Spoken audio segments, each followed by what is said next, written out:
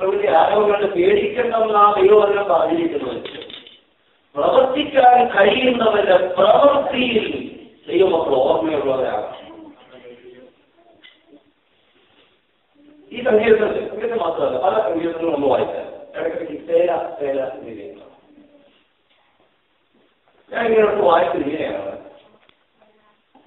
സംഗീതങ്ങൾ പാട്ടുകൾ ഈ തേല എന്ന് എഴുതിയെന്നതിന്റെ അർത്ഥം നിങ്ങൾ ആ കാര്യം ഒന്നുകൂടെ ഉറപ്പോടെ ആവർത്തിച്ച് പാടുവി എന്നുള്ളത്. അങ്ങനെ എനിക്ക് വായിച്ചത് ഞാൻ മനസ്സിലാക്കിയത് ഒരു ദൈവം ഈ വരികൾ ഒന്നുകൂടെ ഉറപ്പോടെ ആവർത്തിച്ച് പാടുവി. നമ്മൾ പാട്ടുകൾ ചില സ്ഥാനങ്ങൾ എടുത്തെടുത്ത് പാടുന്നത് പോലെ ഈ സ്ഥാനത്ത് ഒന്നുകൂടെ ആവർത്തിച്ച് ഉറപ്പോടെ പാടിക്കൊള്ളാം. നോക്കി അങ്ങനെ കുറെ ഭാഗങ്ങൾ അവിടെ ചെയ്തു.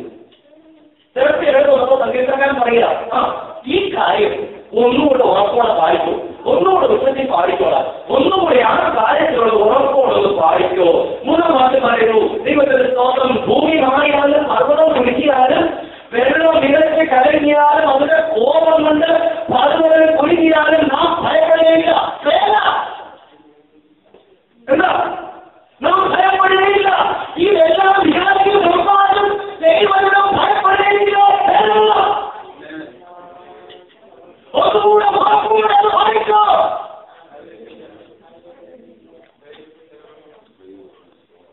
സമുദ്രം കുലുങ്ങി, സമുദ്രം ഇറക്കി മറിഞ്ഞു പിഴിഞ്ഞിക്കളയുന്നുള്ളത്.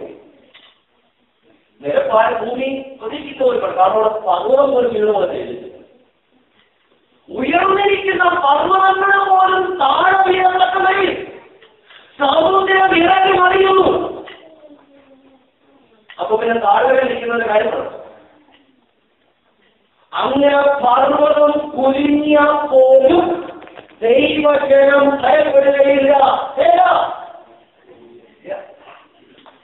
കാരണം അത്രേ ഉള്ളൂ, സൈന്യങ്ങളെ പോവാൻ നമ്മോട് കൂടെയുണ്ട്.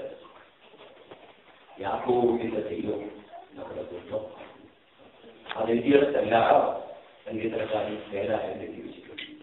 ഉറപ്പോടെ ദൈവജനം ആവർത്തിച്ചെന്ന് പറയണം. ശക്തിയോടെ ദൈവമക്കൾ ആവർത്തിച്ചെന്ന് പറയണം. സൈന്യങ്ങളുടെ യഹോവയോടുകൂടെ ഉണ്ട്. യാക്കോബിന്റെ ദൈവം എന്ന ദുർഗമാ. സൈന്യങ്ങളുടെ യഹോവ നമ്മോട് കൂടെ ഉണ്ട്. ദൈവത്തിന് സ്തോത്രം. ഈ വചനങ്ങൾ തന്നിരിക്കുന്നത് ദൈവമക്കൾ വിശ്വാസത്തോടെ പറയാം. വിശ്വാസത്തോടെ ഒരു വാക്കും പറയാം. ദൈവജനത്തിന് ശൂന്യമാർഗത്തിന്റെ പ്രവൃത്തിയല്ല, നന്മയിലേക്ക് നടത്തുന്ന നദിയുടെ ഒഴുക്ക് പ്രതീക്ഷിക്കാറുണ്ട്. അതുകൊണ്ട് ജാതികൾ വൃത്തിച്ചതുകൊണ്ടോ, ഭൂമി കുലുങ്ങിയതുകൊണ്ടോ, പർവ്വതം ഇറങ്ങിയതുകൊണ്ടോ, സമുദ്രം നിരക്ക് കലങ്ങുന്നതുകൊണ്ടൊന്നും ദൈവജനം ഭയപ്പെടുകയില്ല. സമുദ്രം വെള്ളത്തിൽപ്പെട്ട് തന്റെ ജനത്തിന് അറിയാവുന്ന ഒരു കാര്യമുണ്ട്. ഇല്ലില്ല, എന്റെ ഒഴുകി വരുന്ന ഒരു നദിയുണ്ട്. അത് കൃപയുടെ നദിയാ, അത് കൃപയുടെ നദിയാ, അത് നന്മയുടെ നദിയാ. എന്നെ ശൂന്യമാകുന്ന സമതലത്തിന്റെ ഇറക്കമല്ല, എന്നെ അനുഗ്രഹിക്കുന്ന, എന്നെ സമൃദ്ധിയിലേക്ക് നയിക്കുന്ന, എന്നെ നന്മയിലേക്ക് നയിക്കുന്ന ഒരു നദിയെ കുറിച്ചുള്ള കാര്യമാണ് ദൈവം ഉപയോഗിക്കുന്നത്.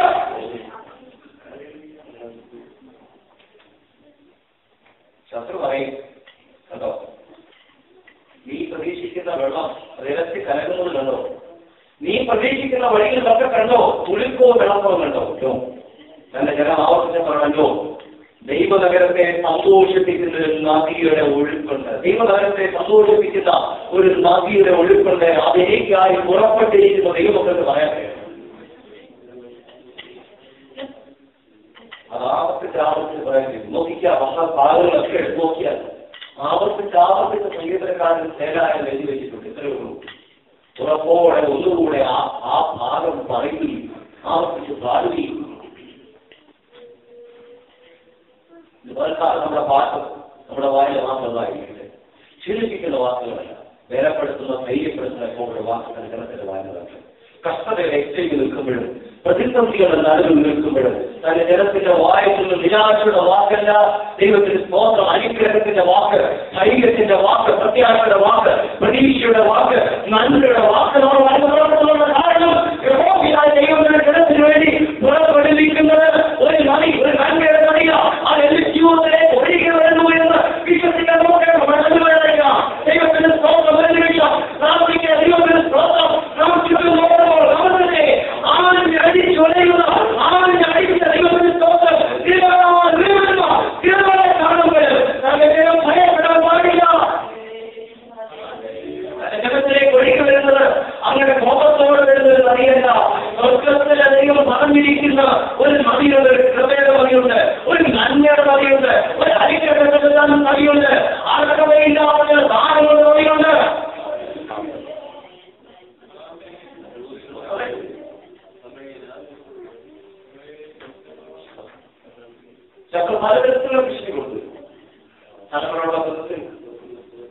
എന്നുള്ള ബന്ധത്തിൽ ജോലിയുള്ള ബന്ധത്തിൽ ശബ്ദം പറയുമല്ലോ. കണ്ടോ നീ ആ സമുദ്രത്തിന്റെ കലക്കം കണ്ടോ, അതിന്റെ ഇറക്കം കണ്ടോ, അതുപോലെ പോലെ കുലുക്കിയിരിക്കുന്നത് കണ്ടോ. പിന്നാണോ ഈ ദൈവമായി പറയണം അതേ അവരുടെ കുലുക്കുന്നുണ്ടായിരിക്കാം. പക്ഷേ എനിക്കറിയാൻ പറയുമോ എന്നോട് കൂടെയുള്ള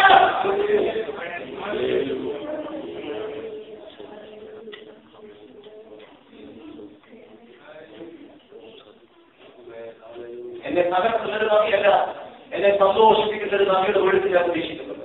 എന്നെ സന്തോഷിപ്പിക്കുന്ന ഒരു നദിയുടെ ഒരു ഉറവ എന്നെ പ്രതീക്ഷിക്കുന്നുണ്ട്. അത് തോടുകളായി കാകമേഞ്ഞ് എന്റെ അരികിലെത്തുന്ന ഭയമായിരിക്കുന്നു.